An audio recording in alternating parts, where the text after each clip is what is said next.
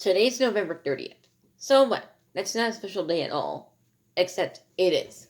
November 30th marks the official end of the 2020 Atlantic hurricane season, a season which featured a record number of named storms, astonishing cases of rapid intensification, and widespread death and destruction in the U.S. and beyond. Today, we recap a record-breaking hurricane season.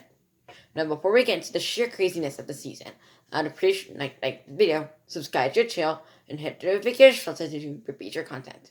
We are currently on a mission to 100 subscribers before the end of 2020, so if you want to be a part of that ambitious quest, definitely make sure to hit that big red subscribe button. Okay, so I'll go from the start of the season onward. May featured the formation of 2 storms before the official start of hurricane season, something that has happened only a couple times before. This early momentum carried over into June and July, but during this early phase of the season, storms had a lot of trouble going beyond tropical storm status.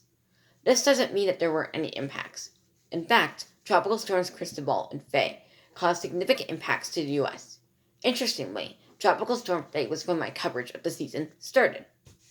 Things quickly began to heat up, however, as we reached the end of July. At this point, Hurricane Hannah formed and became our first rapidly intensifying storm of the season, as well as our first hurricane, and ultimately laid landfall in deep South Texas.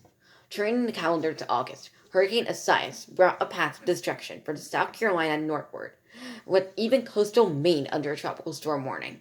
A few weeks later, tropical duo Marco and Laura emerged on opposite sides of the Caribbean Sea.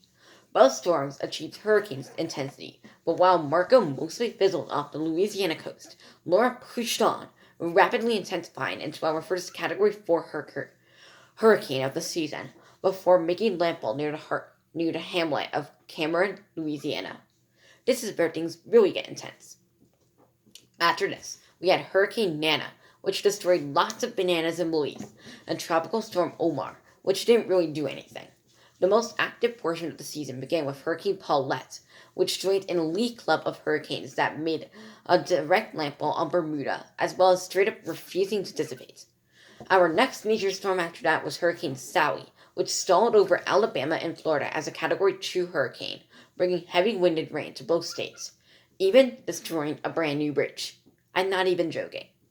At the same time, Hurricane Teddy intensified to Category 4 intensity, but stayed out to sea, only giving a glancing blow to Bermuda.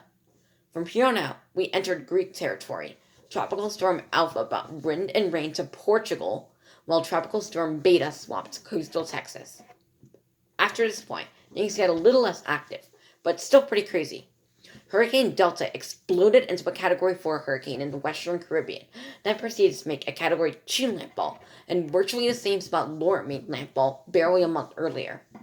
After that, Hurricane Epsilon meandered out to sea as a Category 3 storm, while Hurricane Zeta hit New Orleans as a slightly weaker Category 2. After that, we really only had 2 more big storms, ETA and Iota, which made back-to-back landfalls in Central America as major hurricanes, with Iota becoming the season's first Category 5. After Iota, however, conditions quickly became unfavorable for development in the Caribbean and elsewhere, putting a lid on the season after record-breaking 39 storms, topping 2005's 28 storms. That was a mouthful. Now there's a chance that a new storm will form in December, but 1, that's unlikely. 2, it probably won't be major enough to enter this recap. And 3, I don't want to make the video longer than it is, so yeah. As always, I would appreciate like the video, subscribe to the channel, so that we can complete our mission, and hit the notification bell to repeat your content. Thanks, and have a great day.